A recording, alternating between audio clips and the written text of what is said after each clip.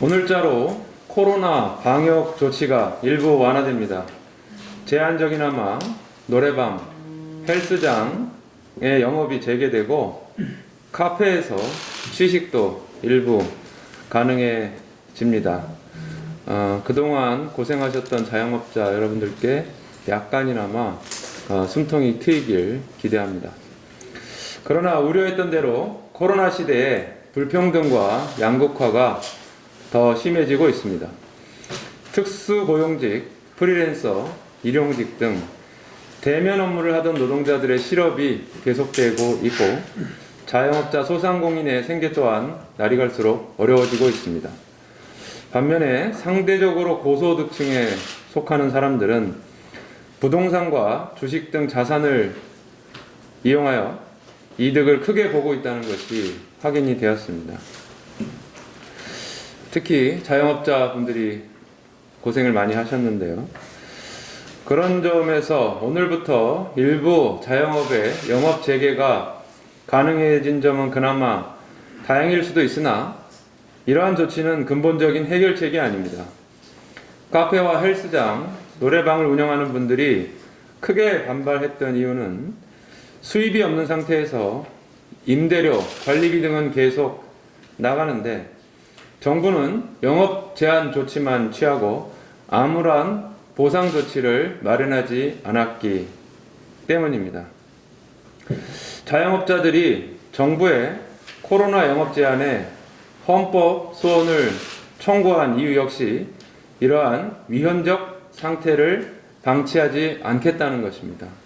그리고 이러한 위헌적 상태를 방치한 데는 국회의 책임도 매우 무겁다고 할 것입니다.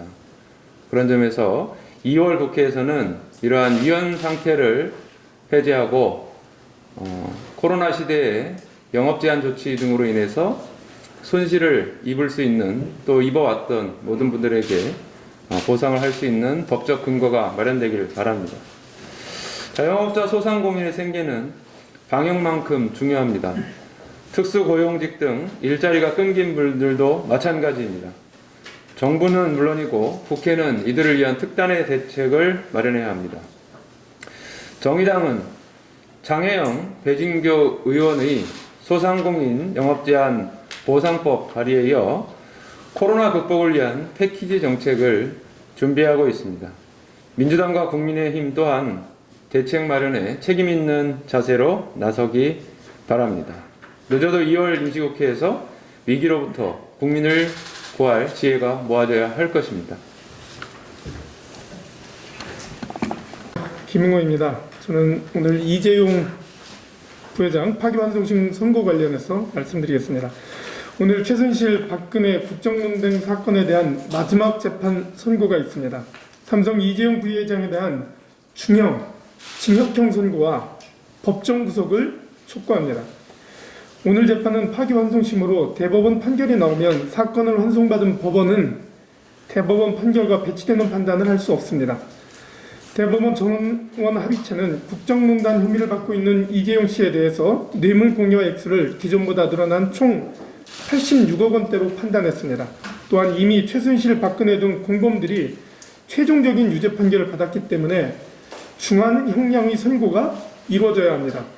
특정경제범죄 가중처벌법상 횡령죄는 횡령액이 50억 원 이상일 때 5년 이상의 징역에 처하도록 되어 있습니다. 혹여 법원이 경제 상황을 이야기하며 재벌 총수들에 대한 관대한 판단하에 징역 3년, 집행유예 5년씩의 그랬던 판결 또는 준법감시의 운영 중인 기업에 대해 감형을 규정한 미국 연방 양형 기준을 핑계로 면죄부를 주는 판결을 한다면 이는 법원 스스로 사법 정의를 무참히 짓밟는 초유의 사건으로 기록될 것입니다. 박근혜 국정농단의 핵심인 정경유착에 대해 엄중한 책임을 묻지 못한다면 지난 촛불혁명은 절반의 승리에 그칠 것입니다. 유전무죄의 낡은 병폐를 깨나가야 합니다. 모든 국민은 법 앞에 평등하다는 원칙을 증명해야 합니다. 재판부는 정경유착 근절을 위해 오직 법대로 판결하여 그 누구도 법 위에 군림할 수 없다는 사법 정의를 제대로 세워야 합니다. 더불어 이재용 씨에 대한 중형 선고와 함께 삼성의 문호조 경영과 노조 탄압, 삼성 백혈병, 제일모직 삼성물산의 합병료, 삼성바이오로직스 분식회계 등 그동안 벌어진 삼성의 악행과 관련해서도 엄한 처벌이 내려지길 기대합니다. 예, 부대표 송치용입니다. 예, 김웅호 부대표에 이어서 저도 사법부에 한 말씀 드리고자 합니다. 예, 사법부의 판결도 변화하는 시대의 원칙과 상식에 부합해야 합니다. 환기가 부족해지는 겨울철을 맞아 코로나19가 3차 대유행을 하면서 코로나로 힘든 서민을 더욱 극한 상황으로 몰아가고 있습니다. 방역에 동원되는 의료인이나 국민들의 고통은 한계점에 들어선 지 이미 오래되었습니다. 그런데 역학조사에 필수적인 교회 시설과 신도명단 제출에 협조하지 않아 방역활동을 방해한 혐의로 정부로부터 제소된 신천지 이만희 교주에 대해 법원은 1심에서 무죄를 선고했습니다. 당황스러운 판결이 아닐 수 없습니다.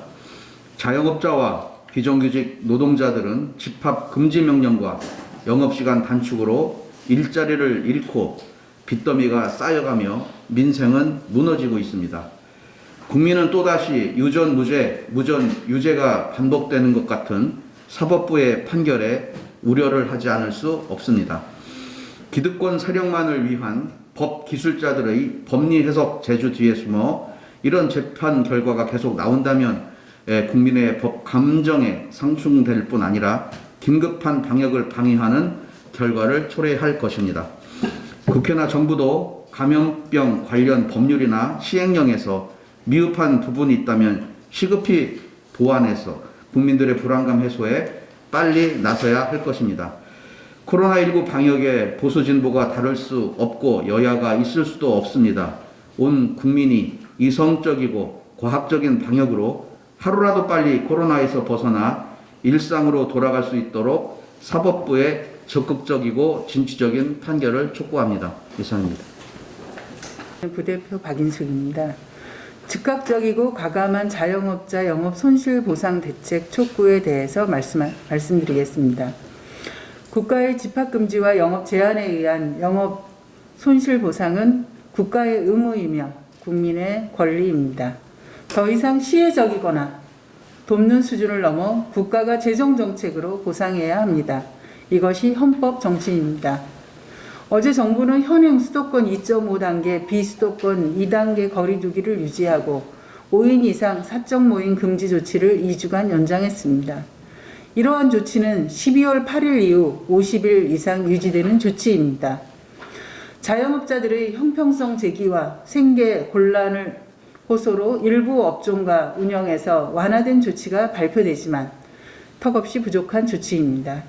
노래 연습장, 헬스장 등에 대한 면적 대비 기준과 밤 9시까지 영업 제한은 효과가 미미하고 여전히 생존의 벼랑 끝을 벗어날 수 없습니다.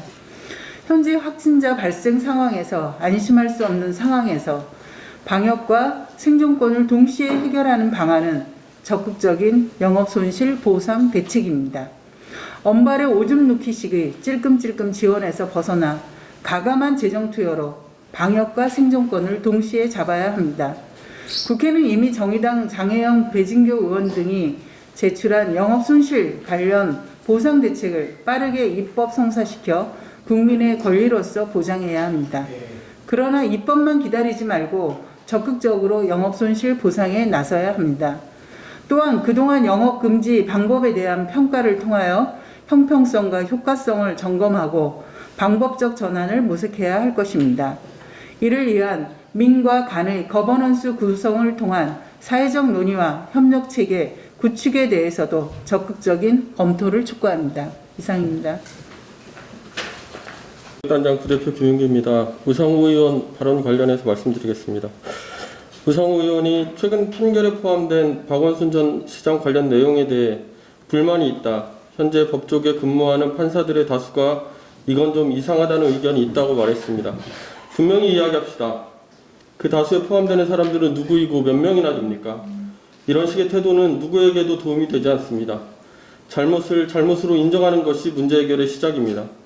우 의원께서는 출마 선언부터 최소한의 기대와 예의를 저버렸습니다.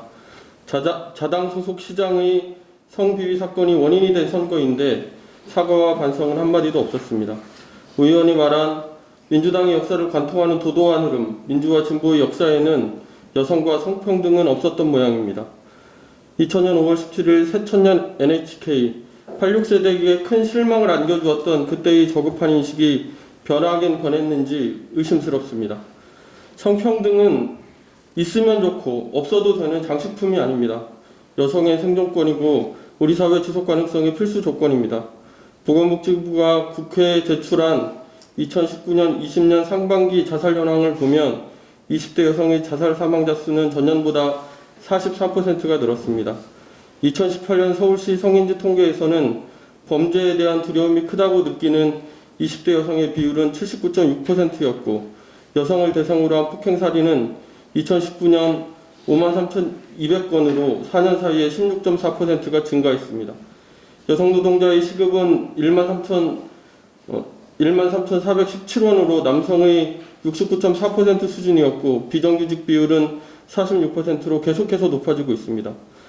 우리 서울 시민들은 상상도 하지 못했던 불행한 일을 겪었습니다. 불행이 그냥 불행으로 끝나지 않고 의미를 갖기 위해서는 사건을 제대로 들여다보는 것으로 시작해야 합니다. 오거돈, 박원순 전 시장은 물론 민주당 안에 끊이지 않는 성폭력 사건들의 근본적인 원인을 찾아내고 반성과 혁신 그리고 다짐과 제도화로 이어져야 합니다. 이 문제를 외면하는 누구도 새로운 서울 부산시장의 자격이 없습니다.